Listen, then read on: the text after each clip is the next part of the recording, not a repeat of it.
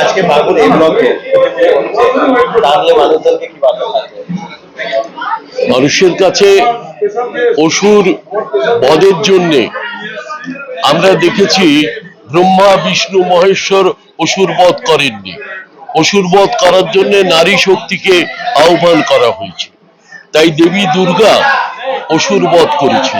আমাদেরও আজকে পশ্চিমবঙ্গে নারী শক্তিকে জাগ্রত করতে হবে এবং অসুররা এখনো বিনাশ হয়ে যায়নি। অসুররা এখনো সমাজে রয়েছে, বিভিন্ন ছদ্মবেশে রয়েছে।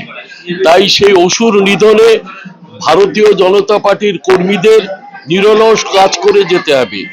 সকাল থেকে রাত পর্যন্ত আমাদের এই অসুরের বিরুদ্ধে সংগ্রাম এবং লড়াই চালিয়ে যেতে হবে, কারণ অসুররা বিভিন্ন ছদ্মবেশে রয়েছে। আমরা বারবার করে সেই ছদ্মবেশী অসুরদেরকে তুলে মানুষের সামনে প্রচার করতে চাই যে দেখুন, এই অসুর শক্তি এখনো বিনাশ হয়নি। এই দেবীর কাছে আমাদের প্রার্থনা, দেবী আপনি অসুর বধে সহায়তা করুন এবং আপনি আবার ধরাধামে এসে অসুরদের নিধন করুন। কনক দেবনাথ, রাজ্য কমিটির সদস্য, ভারতীয় জনতা পার্টি।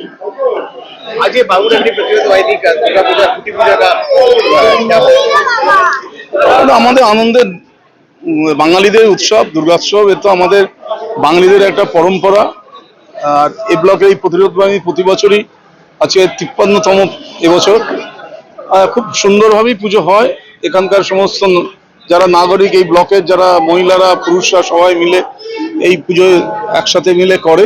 এবারও আশা করি পুজো খুবই ভালো হবে এবং বাঙালির শ্রেষ্ঠ উৎসব তো দুর্গোৎসব, সেটাকে পালন করে একটা মেলাও হয় এখানে। তার সাথে খুব ভালো করে এই পুজো আগামী দিন হবে, এটা আমার আশা। সম্মানিত মঞ্চ, দীর্ঘ বক্তব্যের অবকাশ নেই, কারণ একটু আগে মৃগাঙ্কদা সম্পূর্ণটা বলে দিয়েছে। শুধু আমি এটাই বলবো যে উৎসবটা, যেটা মৃগাঙ্কদা বলছিল, স্থানীয় উৎসব, স্থানীয় মানুষের সহযোগিতায় হোক এবং স্থানীয় মানুষ যেন এটাকে দুর্গাপূজাটাকে 8 থেকে 80 আনন্দের মধ্যে নিয়ে আসতে পারে। এই যে আজকে প্রতিরোধ বাহিনীতে খুঁটি পুজোটা হয়েছে, তা নিয়ে কি দেখুন, এটা 53 বছর বর্ষ বাঙুর প্রতিরোধ বাহিনীর খুঁটি পুজো। পুজোটা বিগত কয়েক বছরে যারা হয়েছিল, যে অশুভ শক্তি এখানে প্রবেশ করেছিল, মানে মা দুর্গার আশীর্বাদে সেই অশুভ শক্তির ধ্বংস হয়েছে। তার জন্য পুনরায় আমরা এই পুজোর মধ্যে ফিরতে পেরেছি এবং এটা মায়ের অশেষ অনুদান বলতে হবে। এবং এই পুজোতে পাড়ার লোক নিজেদের পুজো হিসেবে গ্রহণ করতে পারে, সেদিকে আমাদের লক্ষ্য থাকবে এবং পুজো আশা করি সকলে খুব মন জয় করবে, এটাই বলতে পারি।